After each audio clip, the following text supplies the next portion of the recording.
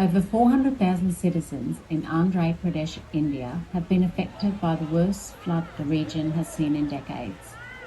Unfortunately, among those affected are our project partners in Vijayawada, the Hope Project. The Shalom Hospital has been inundated with water, as has the Nurses' College.